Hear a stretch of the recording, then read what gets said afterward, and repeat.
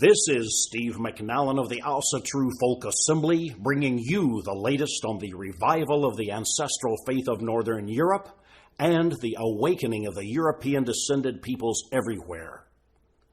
Our gods and goddesses never went away. They are with us always, and now they stir, and we reclaim our spiritual birthright. A glorious dawn awaits. Hail our awakening! Hail, True Rising. I was intrigued by a recent story in the news. The site was old, dating from the 5th century.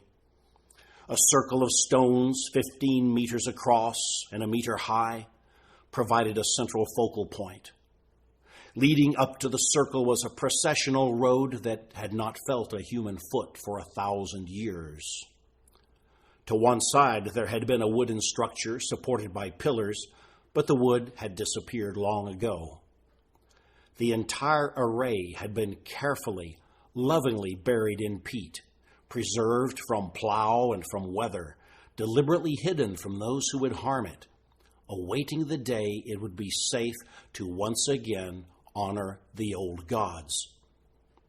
Surely, those who covered it must have thought, the Christian madness will someday pass, and our descendants will be glad that we have saved this for them. When an intact pre-Christian temple was unearthed in Norway recently, archaeologists were overwhelmed. Comments like unique and unprecedented splashed across internet news pages. But now, it has been demolished, bulldozed, to make way for a housing development. Could the pagans of old, as they tenderly buried the holiest place they knew, have imagined a world where gold was more important than gods, where their own descendants would destroy their temple so that the profane houses of workers would forever crush that which they loved? When the steel blade of the bulldozer bit into the sacred earth, the present spat on the past. The clear intentions of the ancestors were ruthlessly betrayed for mere money. What would I have done had I been magically transported to the site at that crucial moment of destruction? Had I been the bulldozer driver, would I have refused and lost my job? Yes, I think I would have done that. Had I been a bystander, would I have risked prison, injury, possibly even death to stop the machine? I hope so. I am only a man, not a hero. But sometimes being a man is enough, especially if that man is doing the right thing. As the poet once wrote, "And how can man die better than facing fearful odds for the ashes of his fathers and the temples of his gods?" Money has carried the day. The site was presumably private property being developed by a corporation for profit. I have no objection to profit. But who owns the past? Who owns the ancestors? Who owns the gods? Is there a right to bulldoze an ancient holy site in Norway, or, as has also been done, to level an ancient stone circle in Ireland for profit? The most important things cannot be owned by anyone. I do not own my family name. I merely borrow it to pass on, with added honor, hopefully, to my sons. I do not own the genetic and cultural inheritance left me by my forefathers and foremothers. This, too, I have only borrowed from my ancestors. They are not mine to destroy. One of the old rune poems says that gold causes strife among kinsmen.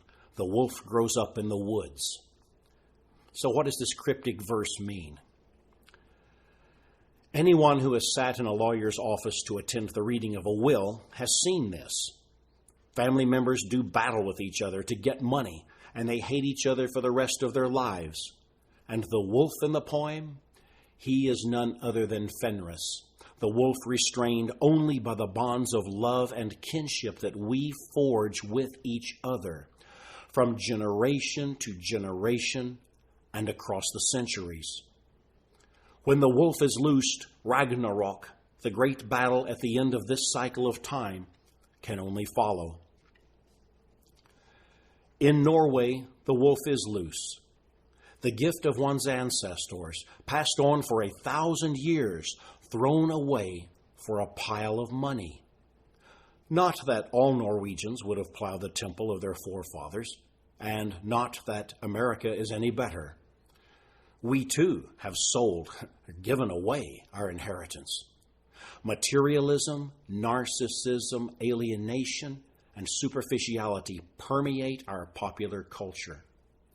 Our laws, although based on ancient codes, are corrupted by judges. Every man's thoughts and every woman's thoughts are now the property of the emerging surveillance state. Truly, this is the time foreseen by the seeress in the ancient poem, "Wind age, wolf age, till the world falls."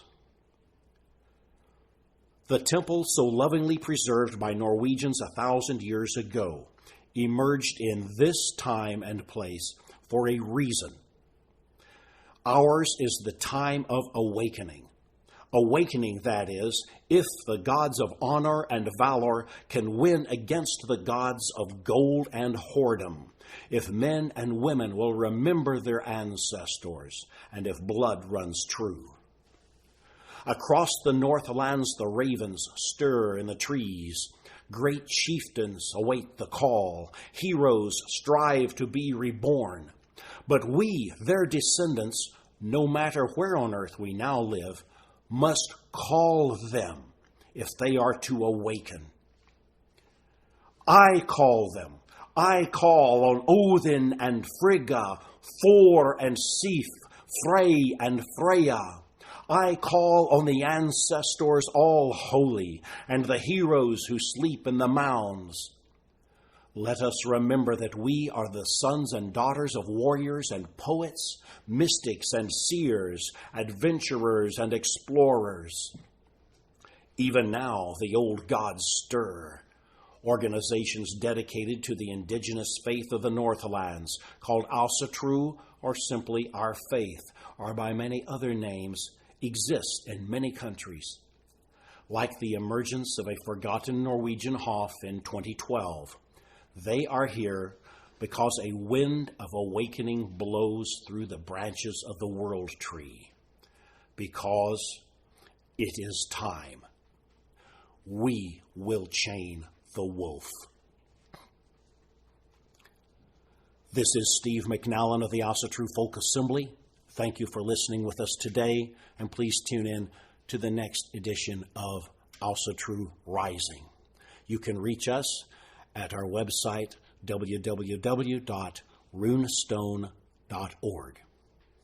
Thank you.